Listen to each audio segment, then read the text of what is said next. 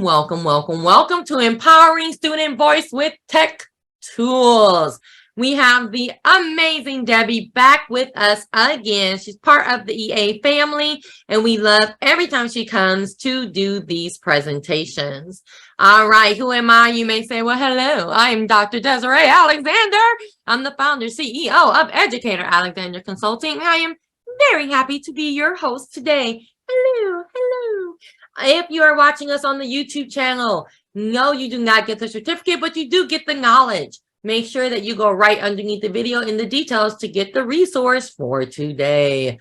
What is coming up? We have a BER session. It is a paid session on ELA Teachers 20 Best Technology Tools. I have 2 of these coming up in April, so check it out. And then we have digital storytelling in the classroom on Saturday, April 15th. So you may say, Desiree, April 15th, what? I know we're taking a couple of weekends to do some other things, but we'll be back on April 15th with the amazing Victoria Thompson. And then we have Tech Up Math. This woman looks so familiar. It's Debbie. Debbie's coming back. Now, the thing that I love about Tech Up Math is one of those subjects that are always like, we can't use technology. Yes, you can. And Debbie will tell you how. And then we have talking about educational leadership certification test, the SLLA test. So if you're in the part of the nation that has to take the SLLA to get educational leadership certified, come and find out about that in May. Then we have affinity groups, creating a space for self-advocacy for Muslim Arab female students. And guess what? Even if you're like, well, I don't have any Muslim Arab female students, I don't have any female students, I don't have any Muslim Arab students, still come and find out about affinity groups. It's really, I think I said affinity spaces, but affinity groups, really, really, really important. So come and have this conversation. Then we have ISTE is back, y'all, in Philly, y'all. So these are the presentations that I'm doing so far at ISTE. And if anybody has ever presented at ISTE, you know that this list usually grows. But for right now, these are the presentations that I'm presenting. And then we have shift the mood of your classroom by becoming trauma informed. This is so important to understand trauma and how it's affecting just all of us. We know that we're having a teacher shortage and all this stuff, and we're wondering like, what's happening? Trauma is happening. So we need to understand trauma-informed education. And then we have all of the AI stuff, right? We're like, AI in education. AI is everywhere. So come and talk to our resident AI person, Rochelle, a friend of EA. She's come back again and again and again. She's going to be talking about NFTs in education. What do we need to know? Then we have the smart way to write IEP goals and objectives. Again, Dr. Marilyn, I always say her name incorrectly. I'm trying to start saying it correctly. It's not Marilyn, like there's no I there. I'm like, say it right. Marlin, Dr. Marlin. There we go. Dr. Marlin is going to come and talk about SPED. So she's done a bunch of SPED ones for us recently, and they're always just so good. We're going to have to stop doing an hour because we need more time. So definitely come and learn the smart way to write IEP goals and objectives from Dr. Marlin. And then we have Rochelle back again talking about the metaverse. So again, if you're like, what are NFTSs? What is the metaverse? Well, that's why you come and learn. Come and learn about all of these. Make sure to register at edalex.net/events. Then we always have our self-paced courses for all the different kinds of test preps and support time and all that good stuff. So help yourself. And then, of course, tell me what you want to learn in 2023. Eventually, we're going to have to start doing 2024 now because we're about to run out of dates. But what do you want to learn in 2023, or what do you want to teach? We have about 5 more webinars right now that we're already scheduling. So it's a little crazy, but I love it. So guess what? You're like, Desiree, I love you, but can you be quiet? I came here to hear Debbie. I came here to hear Debbie too. So I feel you on that. And we are going to go ahead and start talking about student voice with technology. Okay. I forget how much fun it is to do one of your sessions. So I'm super excited to be here today. If you haven't already, I'm just going to put that link in one more time. I see a couple of you've already entered the book giveaway, but if you haven't, go ahead and do that. I will be giving away a copy at the end of this hour, and we're going to just go ahead and get started. So this session is all about empowering student voice. We're going to talk as we do this session about how UDL and technology tools can really help us with that. And as I said before, I'm Debbie Tannenbaum. If you want to follow me, I'm at Tannenbaum Tech, and the bit.ly for this presentation is EA Student Voice 23. So I'm so excited to see so many people here. I see a couple of names that are familiar, which is great. Just to give you a little bit of information about me, I'm in my 25th year as an educator, elementary school educator. I am a newly minted ISTE certified educator. So if any of you are ISTE certified educators in the group today, you know what that entails. And I'm extremely happy that I was able to get that done and have that now. I've been blogging on my website for about 4 years. You have links to all my social media, and I'm the author of the book I'm giving away, Transform Techie Notes to Make Learning Sticky. I also got a chance to contribute to this book, Amplifying Instructional Design, and I wrote a whole chapter about engagement. I was one of 12 authors who got to participate in that project. So with that being said, I want to get us started. Today, we're going to do our session in 2 different parts. Whenever I do sessions, I always start that first part by making sure we really understand the pedagogy behind the session and grounding us in the why. And then we talk about how those tech tools use that why. So that's exactly what we're going to do today. So the first thing I'd like for you to do is I'd love for you to go to this Menti. I'm going to put the link in the chat. And we're going to kind of ground ourselves in why this is important. We're going to do something called a chalk talk. It's a thinking routine. And I want you to share with me what ideas come to your mind when you consider empowering student voice and choice. So with that in mind, I'm going to open that up so that you can see the responses as well. So go ahead and share some of your ideas. And that link is in the chat.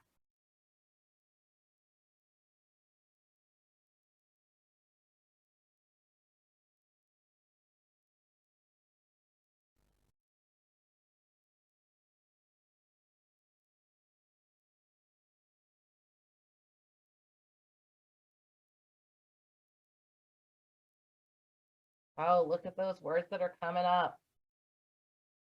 I love some of the things I'm seeing so far.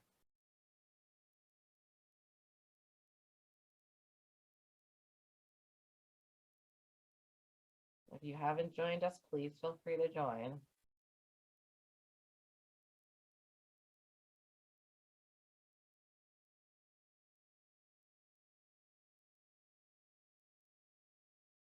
I'm going to give you about 1 more minute to add to this. Make sure you keep this Menti up because we are going to use it a couple of times today.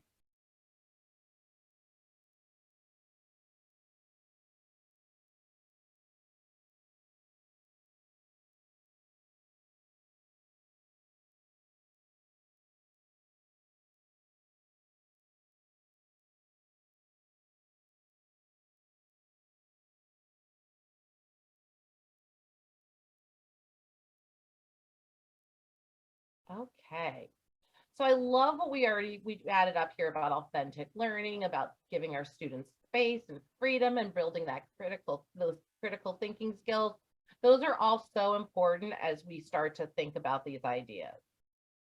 So when I think about student voice, it really kind of 3 things really kind of stuck out to me. And so that's what we're going to kind of start and focus on. And those 3 things is really the ideas about how student voice connects to universal design for learning. Obviously, since I've spent a lot of time in the ISTE standards, how it develops those ISTE standards. And we're going to talk about how it develops and empowers all of our learners. So with that in mind, we're going to start off today by talking a little bit about universal design for learning. In the chat, let me know with a scale of 1 to 5. 5, you know a lot about universal learning, and 1, you don't know a lot about it, your comfort level with universal learning.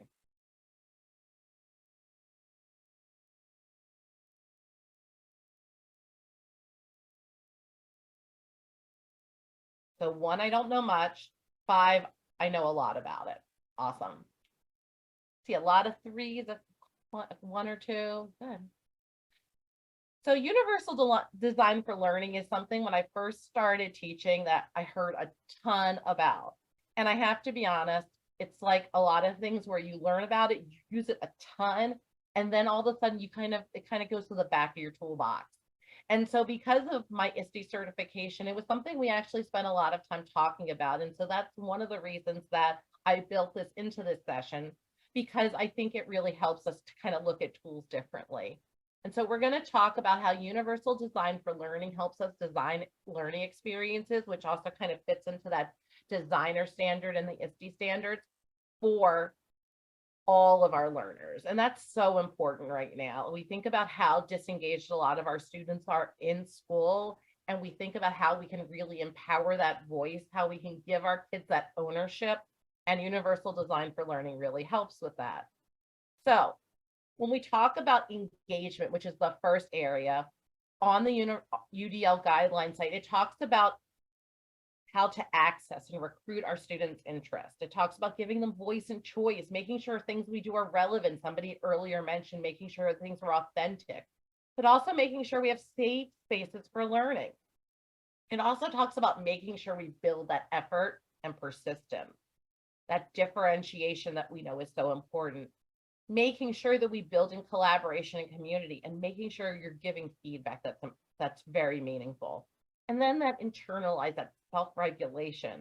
Are we giving high expectations? Are we helping our students cope and giving them strategies? Are we giving them opportunities to reflect?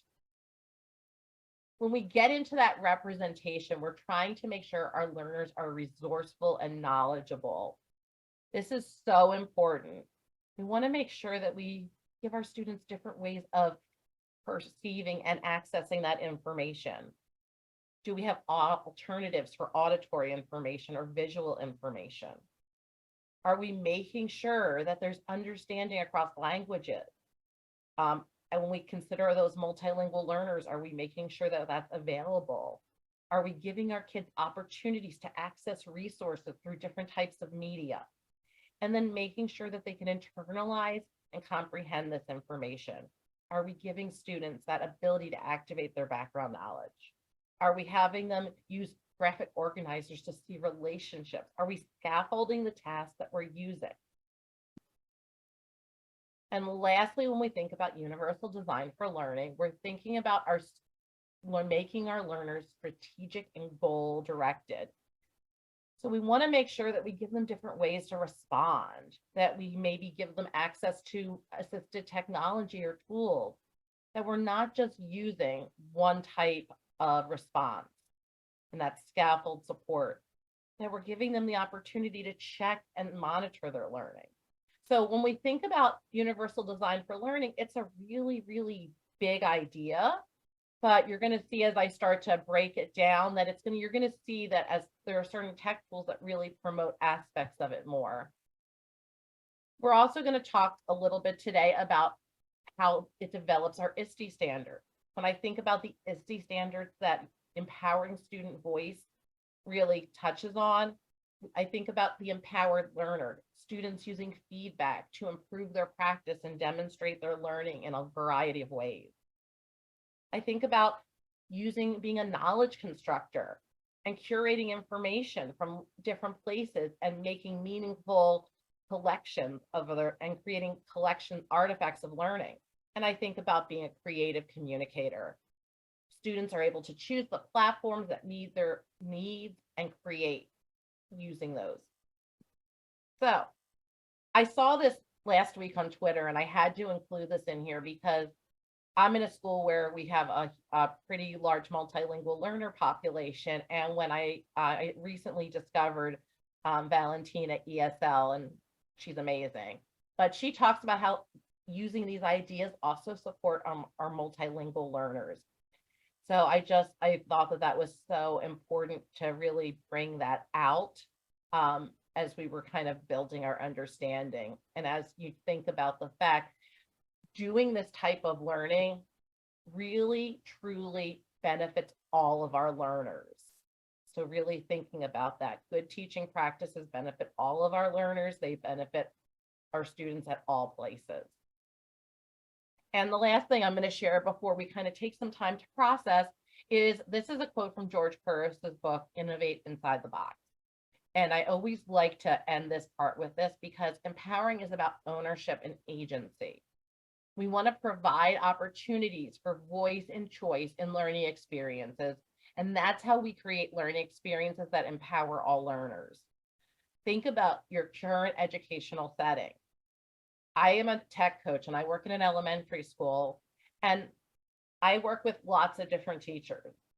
I work in classrooms where students are very engaged, and I work in classrooms where students aren't as engaged. I also work in classrooms where sometimes I come in and the engagement differs. Are we creating those experiences that really empower our learners? And that's really what we're going to touch on today. So I told you we were going to go back to that mentee, and I was not joking. So what I would like for you to do right now is I want you to think about some of those things that we just touched on. And I want you, this is another thinking routine. If you can't tell and you're new to me, you know I love thinking routines. This is called word, phrase, or sentence. And what I would like for you to do right now is share either a word, a phrase, or a sentence that you feel like shares your big takeaways from this first section as we really talk about the why behind student voice. Let me go ahead and also add that link in there again for anyone who might need it. There you go.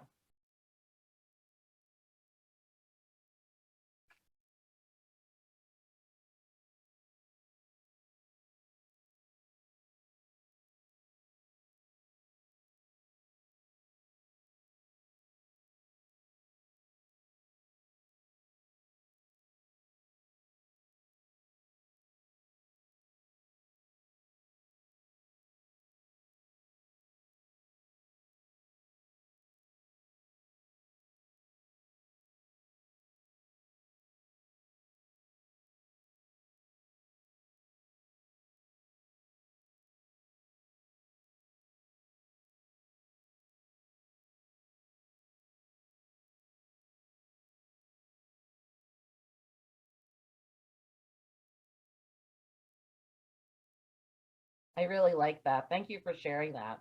That it's not just a phrase or a hot topic, but it has real practices, real, effective teaching practices behind it.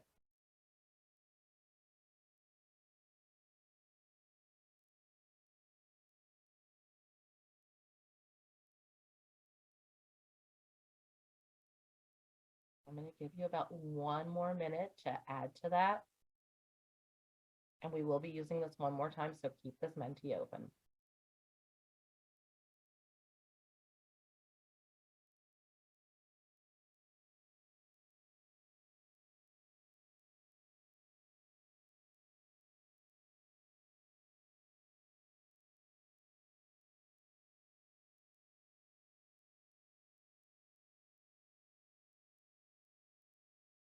Absolutely. If we don't know the why would we do it?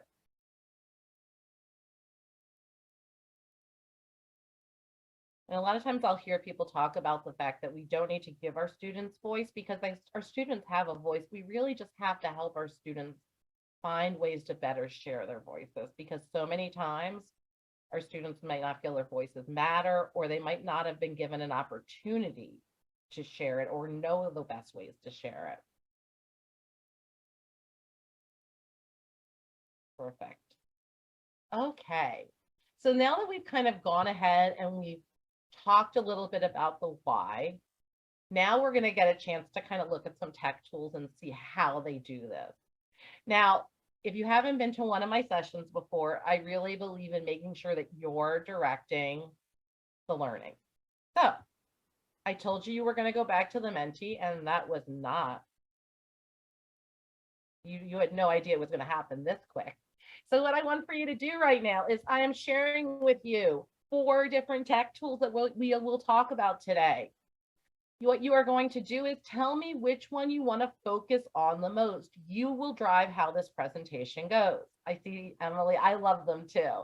So what I want you to do in this mentee is tell me and when you click on the link, it will say, this is the one I want to focus on, the most, second most, third most, fourth most. So please go ahead and enter it into the Menti, not just in the chat. You get to watch in live time how this changes, which is awesome. So help direct our learning. Don't let just one person direct your learning. Everybody gets a chance to do that. And even just doing this now, your voice as the students or participants matter.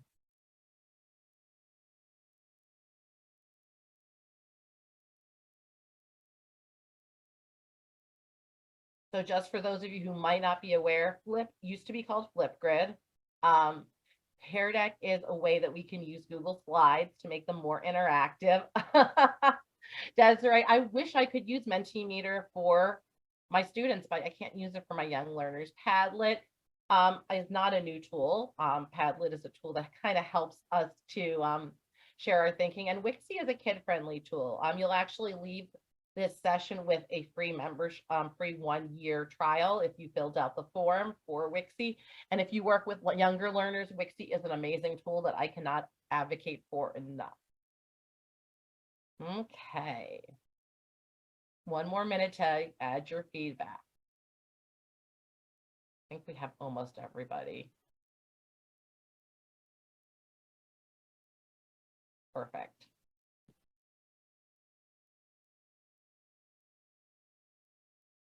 So the form for Wixie, if you put your name into the form for the giveaway, you'll be receiving an email in about a half an hour to 45 minutes that has that information. Okay, so let's get started. So according to our form, it looks like we're going to go to Pear Deck first. So let's go ahead and do that. Thank you, Desiree, for helping with that. So let's go ahead to Pear Deck. There we go. So we're going to talk about Pear Deck first. So we're going to talk in Pear Deck as far as what it gives us as far as universal design for learning, and then how it can empower student voice. So one of the reasons that I love Pear Deck, I am a Pear Deck coach, so I will disclose that. But Pear Deck has really allowed us to take resources that could be very static and make them more dynamic and interactive. So one of the things that I really love is that it gives our students so much choice. Now, some of the things that are talked about in Pear Deck that I'll share today are premium features. In the email you'll also get a 3-month, I think a 3-month code. Yeah, a 3-month code for premium if you don't already have it. But you have the opportunity to have your students respond in text, for your students to have multiple choice, for them to use numbers, to use a website, drawing and draggable. Drawing and draggable, which are premium ones, are probably my favorite because they give our students a lot of choice. And then the thing I love about it is that we can share our students' work anonymously. It really helps our students know that their voice matters. And that's something that's super important. When we call on 1 or 2 students, we're not giving all of our students that feeling that their voice really matters. Another thing I love about Pear Deck is that it has so many ways to get that representation. You can add audio to slides, and I'll show you that in a minute. But it also has immersive reader built in, and not everybody knows that it has immersive reader built in. If you go to your settings in there, you can turn it on, and I'll show you that in a minute. And because it has immersive reader built in, it also promotes understanding across languages because you can change the language. And with that action and expression, once again, it's giving us different choices on how to respond. So here's one example just to kind of get us started. This is a math example. And a lot of times when we think about empowering voice, we don't think about math, but we should, because we have to share our thinking in lots of different ways. And this is a 6th grade example where they're learning about unit rate. And this one student, this is how they responded. They shared their math, they shared how they figured it out, they used some text, they used some drawing. But another student chose to respond totally differently. This is one of those important points. You can actually star or highlight different ones and put those up on the screen and talk about how those 2 different methods, how are they alike? How are they different? Really allow our students to kind of shine and share their thinking in new ways because far too often they don't get those opportunities to do that. This is a resource, and I'm actually gonna right now give you this link because I actually want you to kind of see it in there. This is a Pear Deck. This is a first grade Pear Deck. I do work in elementary, but everything I'm going to show you works. And so when you go to this, one of the things you're going to notice is that I have both this, which is the audio in here, but I also have immersive reader. So if I click in here as a student, obviously it's going to ask us how we feel. I'm with all of you, so it's fabulous. So one of the things I want to point out is if I click right here, I can listen. I should be able to Pause and think moment. Draw a picture to show what you would do if you accidentally. right now. It should make play. I also have this immersive reader where if I click here, I can listen. Now, the one thing I will say about this is that it is playing everything. But when I go into immersive reader, I can change the way it looks for our students who might need different visual preferences. I can change the font. I can also change the language. So, 25% of our families in my school speak Spanish. So maybe then I want to go in and I want to go ahead and then I can translate it in Spanish, and I can do that as well. So I have a lot of things that I can do here, and I maybe want to do that by document. So now I can have that as another resource for our students. Yeah, it really changes. I love how it does that. And it's something that I think a lot of us don't always think about. And, just in case you haven't played with this feature before, if you go into Pear Deck and you click on your picture and then you go to your account and then you go to settings, that's where this immersive reader is right here. And I think a lot of us don't always see that it's there. And, it's right at the bottom of that screen. So it's there. So you don't even have to record it if you don't want to. I don't know what Sora is, Kimberly. If you can give me a little bit more information about what you mean by that, that would be really helpful.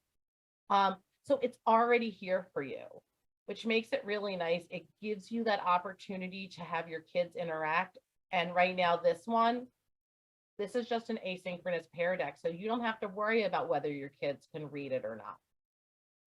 So I just think that that's super, super important. And we're going to see a couple of the resources I shared today do have immersive reader. Okay, it has lots of books. You're talking about how Pear Deck works with it, or how immersive reader would work with it?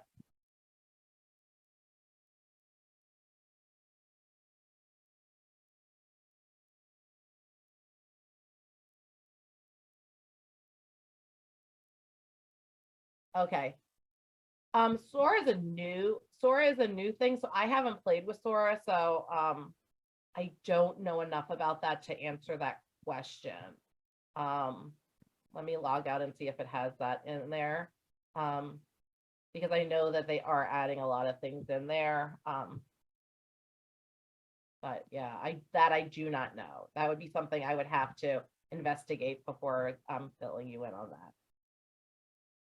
So these are that example. These are student examples from this.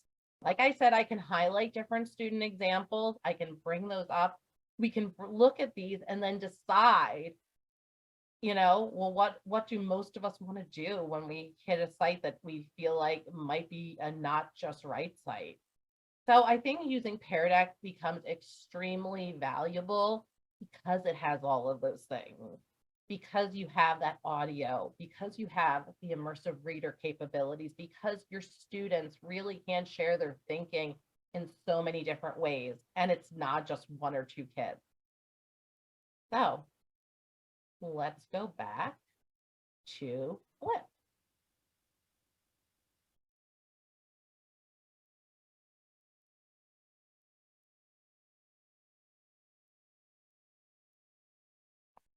So let's talk a little bit about Flip. Flip is our second tool that we're going to talk about today. Now, Flip has come a long way since it was Flipgrid. And one of the things that I love about it is that you can really and truly customize the educational experience you give your students and what you provide for them using it. So I'm actually going to bring up a picture of Flip in a few minutes, because I think that if you look at it, it really captures it better than I could ever just say with words. You have the ability to use audio, you have text, you have boards, you could draw, you can use frames, you can add pictures, you can add GIFs, you can add backdrops and lenses. You have so many choices for your students to really customize how they're sharing their thinking and how they're presenting their thinking. You also have the ability with that engagement piece to add either public comments or private comments to really foster that collaboration and feedback. So even in just that engagement part, so many times our students, when we ask for them to engage, you're asking them to fill out a piece of paper, but when they go into Flip, they have so many choices to really use. Gail, I'm going to come. So with your question, my students joined Pear Deck. That's a great question, through a link. So when you create something in Pear Deck, what basically happens is you get a link. Let me just quickly show you that. And you, like what you just did was you clicked on that link previously. And then your students can join that, and you have a teacher dashboard where you can really monitor them. So like if I was in this one, this is the one we're in right now. I can open this, and that link is right here is the link I gave you. I can also open the teacher dashboard here and see if anybody had done any work in here. And I can see there's 1 or 2 people in here. Thank you for that question. So going back to Flip, one of the things Flip has is immersive reader. Now we talked a lot about immersive reader in Pear Deck, but Flip has it too. And Flip has some new things that they've just added, but immersive reader is really key because now our students have lots of ways of looking at the prompts. We can translate it, so that's super valuable. Once again, lots and lots of ways of sharing their thinking. So this is just an example of what it looks like with immersive reader in here. So at the top of your screen, and like I said, I'll take you inside a little, that is not what we wanted to do. You can see that I have, just like before, that line focus. I can translate this. I have a picture dictionary. I have lots and lots of ways that I can really customize this experience for the students that I'm working with. And so this is an activity that I'm going to show you in a minute how some of my students did with it. And then this is a thinking routine. And the students are stepping inside and choosing one of the people who was part, who one of the people in the role of Virginians who was part of the founding nation, and then they step inside that person's view and they answer certain questions. So when we look at it, when they actually did this activity, they were able to use Watch a Schoolhouse Rock. That also built the engagement, you know, getting them into that. They have to answer 4 questions. I'm stepping inside of the viewpoint of, when looking at the preamble, I feel. Blank is important to me because, and I care about. Now, one of the really cool things that I'm going to flip and bring Flip over for a minute, just so you can kind of see it. Right? Let me know from 1 to 5 how familiar you are with Flip in the chat. 1, no idea, and 5, I use it all the time. Okay. So I'm going to just, it is not going to let me do that because I'm already using the camera. I always forget that when I'm doing this. So actually, what I'm going to do, because it's not going to let me show what I want to show here, is let's see if this is, let's go, I'm going to go forward a slide or 2 to show you something and then come back. Yeah, these are some great programs, and I will be happy to share some resources with you. So this is Flip's camera. You can't, it's a little bit truncated because of where it is, but Flip's camera has a lot. While you're on here, you have the text. You have drawing tools. You have the ability to add stickers, GIFs. You have the ability to add lenses. You can add boards or pictures. So thinking about that just alone, that's a lot of things your students can do. You also have the ability to mirror your video. Now, you might wonder, why is that important? And you'll see in a minute why. So many times we put something up to the screen and it's backward. This is really important with our learners because I've noticed that even my sixth graders, and you'll see this again in a minute, they like to share on whiteboard, but whiteboards become problematic when it's backwards. But Flip has some newer features as well. In Flip, you've always been able to record, you've been able to record your screen for a while, but now it has a teleprompter. So you can type your answers to all of the questions like in that one I just shared with you. And then it comes through like a teleprompter. This is a brand new feature. It's so exciting. It is so cool. Some of my students don't like to be seen in the camera, and I am fine with that. This one, which I'll show you in a few minutes, is an example of they put a board up and they just drew on it. So they can use a board and hide themselves. They might use a lens and hide themselves. They can add backdrops in, so like that's like green screen. So this gives them a lot of really, really great creative ability. Also now it has the ability to do a create mode or an audio mode where you just record your voice and you don't even have to worry about putting anything else in there. I always forget when I present virtually that I can't actually show the camera live. So I'm going to take us back to that preamble again and show you some examples. Now, these were done before the teleprompter, but I want you to kind of just look at what's up here. So what I want you to notice is that first one here, and these are pictures, I'm not going to actually play them. This first one here, that student is just using the whiteboard. In this one, they're using a backdrop. They've added their picture in. And just to kind of let you see, this person right here, or it's Nina, since you'll see it below, that's what it looks like. You can actually have that immersive reader read that to you. So, so you have so many choices. In this one, this is one of our frames. It says breaking news. So this person chose to use a frame. They also chose to blur their background so that their classmates weren't as visible in it. So many amazing choices in here. And also building in the different ways of having that representation. It's such an amazing tool, and it's 100% free. And it's a tool that all of us need to engage with more. And it's funny because it's a tool that I even have my youngest learners, my kindergartners, use. My kindergartners start by holding up 2 5 frames and coloring it in. And we joke, you can hold it in front of your face, or I say it's Vanna White. They don't know who Vanna White is, and that's okay.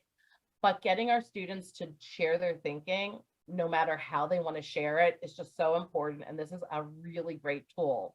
And when I start this with my youngest learners, I kind of limit the options and then I slowly build out. So this is another example. This is one that was done in math. Like I said, we can empower our student voices in math as well. I'm going to hope that the sound works and you can hear this. And this is a 6th grade student showing how they would solve a more open-ended problem using an inequality. Welcome to take 20 of Packing for Algebra Land. So the question is, you and your family are going to Algebra Land, and the maximum amount of the heaviest luggage you can have is 50 pounds. You've already packed 44.2 pounds. So the question is just which items.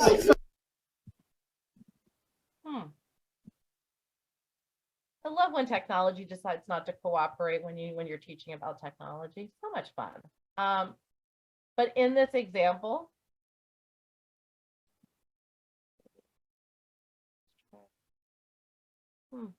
I do not know why it's not moving.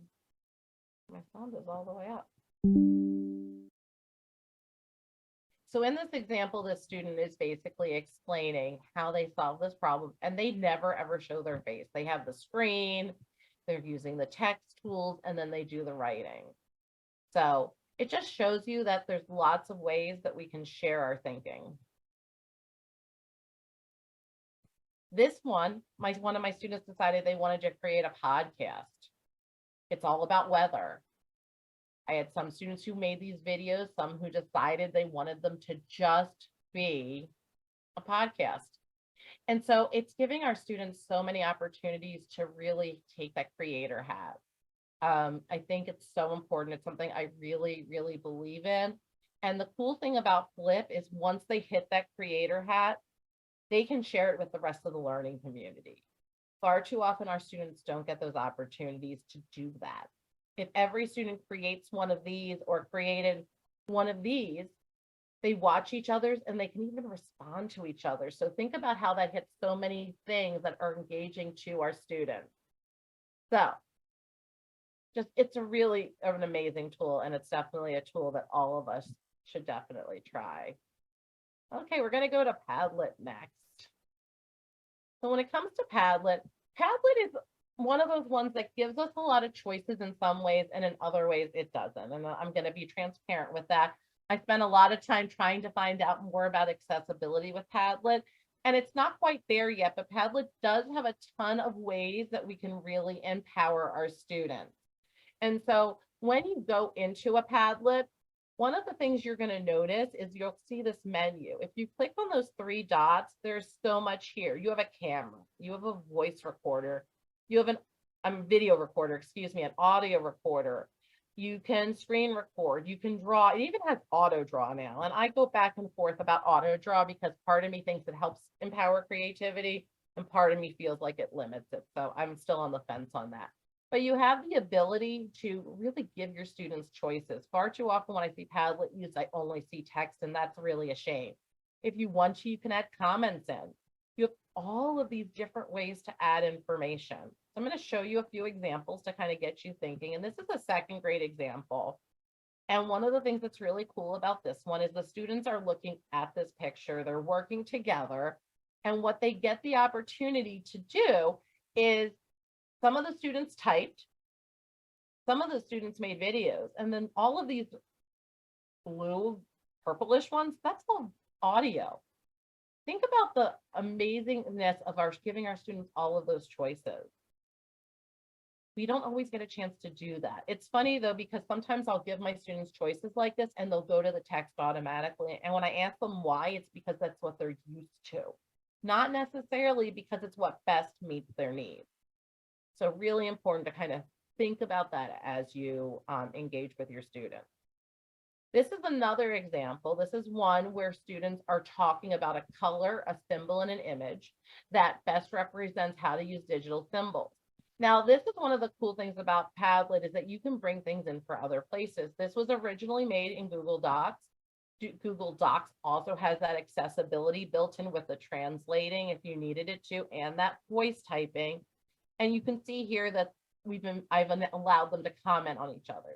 Now, when we allow our students to comment and give each other feedback, it's super important that we really build those protocols in. And that way we can say, well, right here, these might not be the best comments to start. So how can we improve those? That's based on real data and seeing how where our students are really coming from. So we have one more tool to go to, and then we're going to kind of wrap things up. And so the last tool I'm going to talk about is Wixie. Now, Wixie is a tool if you work with your learners pre-K to, I would say, 6. I know some people use it up to middle school. Really best meets their needs. Put a Y in the chat if you work with learners that are in the elementary setting.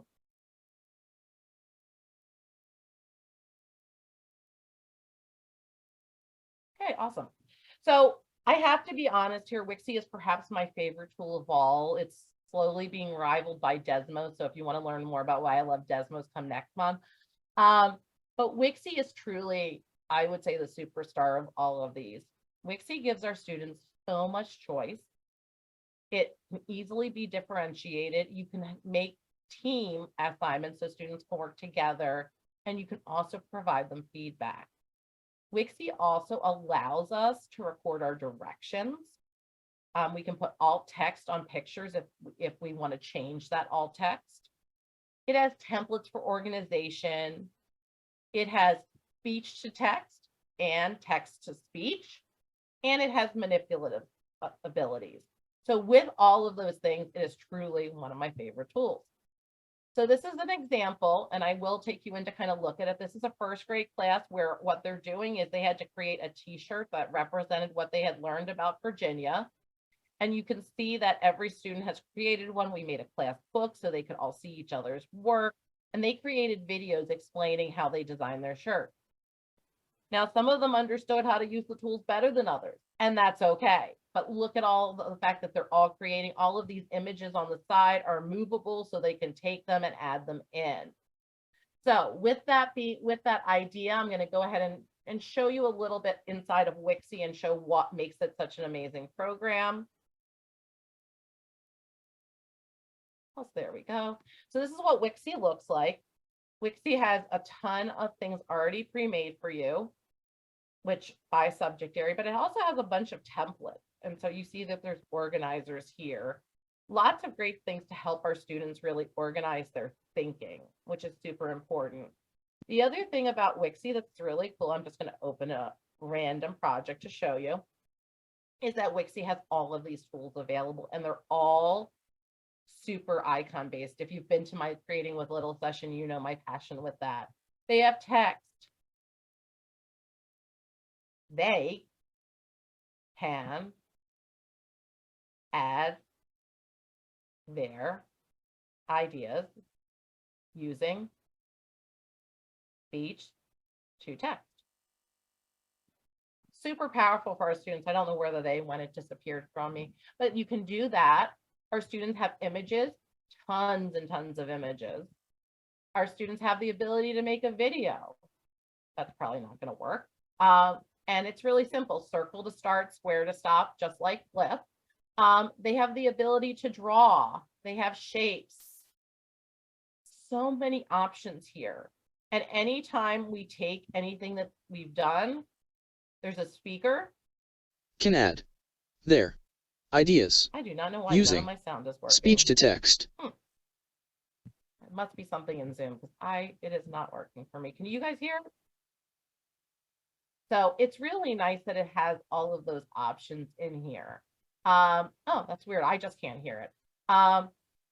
So it has all of that in here for our students to use. It has so many amazing templates. They can make comments in there. I mean, not comments. They can make comics in there. They can do so many amazing things. And as our students are working, there's assessment tools built in. You can make rubrics. If I want my students to not use all of these tools, I can limit it. It's just an amazing program. So that's why, and you have team features where you can say, okay, these two students get to work together. And we do that all the time. I do that all the time with my kids. So this is one example. This is another example. I have a student who really loved fishing, and he decided he wanted to make a podcast using this. And so in this, he talks about fishing. Each page is a different episode. So creative. Oh my goodness, time goes by so fast. This is in a second grade example. You can see that my students had choices. Some of them for the butterfly life cycle chose to draw. This is one of my favorite pictures ever. Some of them chose to use text and pictures. They have the choice. Here's an example of that feedback you can put in. You can go in, add that feedback, and then, share it with your students. I'm hoping they're going to make it so it reads to them. It's not quite there yet. So with that in mind, we've done a lot in the past hour. So I just want to give you a way to kind of sum all of this up. And so I created this organizer here to kind of help you sum things up. So you can kind of see what different programs offer. Now, if you don't have access to these programs, think about how the programs you use offer these things. Think about how they offer our students ways to engage differently. Think about how they offer our students different ways to access that and have that information represented to them. Think about how they give us different ways of expressing what we've learned. Really, really important. When you ask which one works best for ELA, I think it depends first what level you're working at. And the tool that's going to work best is the tool that you feel comfortable with and that you share with your students with that enthusiasm and that. So it really depends with what you're doing. If I'm working in elementary, I love using Wixie. I think Flip works really well with any age. And one of the cool things about Flip is it has a discovery library where there's lots of pre-made activities. So that's great. I also really like using Padlet. Padlet is a freemium one, which has its disadvantages, but I love the fact that there's so much choice in it, but it doesn't have the accessibility that Wixie and Flip have. So I think it really depends on what you need. And, you know, I feel like, you know, I think about that as I'm going, well, what do I need? What do my students need? If we're really focusing on thinking and doing one problem, sometimes I go to Flip because I like the fact that it gives them that creative ability. But there are times where, you know, Wixie's the best for them. So I really try to think about what I need to help my students with that. That's a great question though. So we are going to finish things up with one last thinking routine. This is a modified one. It's called it's called the 4 C's, but we're going to just do 2 of them. And so share a connection or a key concept from today's session that you want to hold on to. So you can go ahead and share that. Oops, nope, that's not what we wanted to do. Go back. That was not what we wanted to do. Okay, we're going to be flexible and I'm going to have you share that in the chat instead, because you know, sometimes you click the wrong thing and you have to go with it. So go ahead right now and share a connection or a key concept that you would like to hold on to from today's session. And we have about 3 minutes left. And then we are going to get ready to do that drawing. So if you have not done the giveaway, please feel free to do that. I love these giveaways. I love these takeaways, takeaways. So these are awesome. If there's anybody who wants to be part of that, please make sure you do the giveaway. Thank you, Desiree. I'm going to give you 1 more minute to enter, and then we'll do the giveaway. And those of you who said you wanted stickers, I will be sending you these stickers. These are brand new. I like making stickers. I have a problem. My husband deals with it. So. Okay, I'm going to go ahead and copy those names for the giveaway, and we will be doing a wheel of names in a second. I know that it's a Saturday morning and being an educator is definitely a lot of work. And I'm really thankful and grateful that you decided to come and spend an hour of your morning with me. So I just want to thank you. So let's go ahead and do that giveaway. And we're going to spin the wheel. Let's see how it goes. There we go.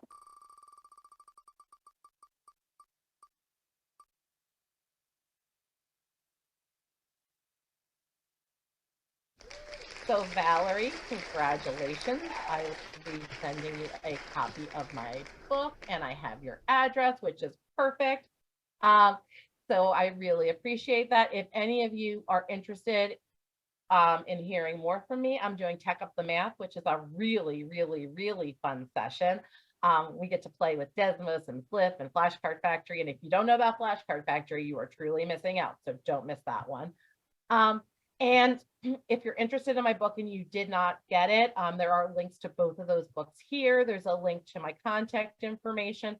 I also have a Facebook group, which has, I think, about 400 members that if you're interested in, you can absolutely join us. I'm trying to make sure I'm really providing as many resources as possible. You have my email, Debbie@tannenbaumtech.com, But please let me know how I can help you. I'm giving away 5 free coaching calls by the end of the month. So you'll see information in the newsletter that you'll get about how to get those. But I'm here to help you once you come to one of my sessions, whether it's hosted by the amazing Desiree or hosted by someone else. You're part of my community too. And please, please, please feel free to reach out and let me know how I can help you. It's been such a pleasure to engage with all of you this morning. I love doing this. I love sharing, and I hope that all of you take the opportunity to share with me, whether it's on social media or through email, how you use the resources that I've shared with you today. Thank you so much. Debbie, that was awesome. Now, I do have to ask a question. Yeah. Was it 5 people that signed up for the book giveaway? Yes. Okay, so what I want to do is I am going to purchase the book for the other 4 people. Wow. So That's what I want everyone to get a book, and I want you to get the sale. So I'm going to, so you're giving away 1 for free. And then I'll purchase the other 4 books for the other 4 people who signed up. So make sure that they all get a book. So do you want me to use the copies I have for that, or are you Oh, we can talk. What? Yeah, we can talk. We can talk after. Yeah, Okay. we can talk and make sure we get it all together. But I want all 4 people all 5 people to get a book. So yay, everyone. You're all all winners. winners. You get a book and you get a book. You're gonna Okay. do that Oprah thing. Right. So, but I do want to thank you so much, because you have come and been a friend to Educator Alexander over and over and over again. You're coming back for math next month. So thank you for everything. But I really love this session because we started with the why, then we went into the tech, and we don't always do that. Even in my sessions, we don't always do that, right? We sometimes just go straight to the tech, and it's important to understand the why. Why are we talking about student voice, right? Why is that such a buzzword? So thank you that so much. I really try to do in my sessions. So if you come to one of my sessions before you come again, you're going to notice that that's a common theme in my sessions, because I really want to make sure that people understand that why, because far too often people go to the tech tools first. Absolutely. Thank you so much.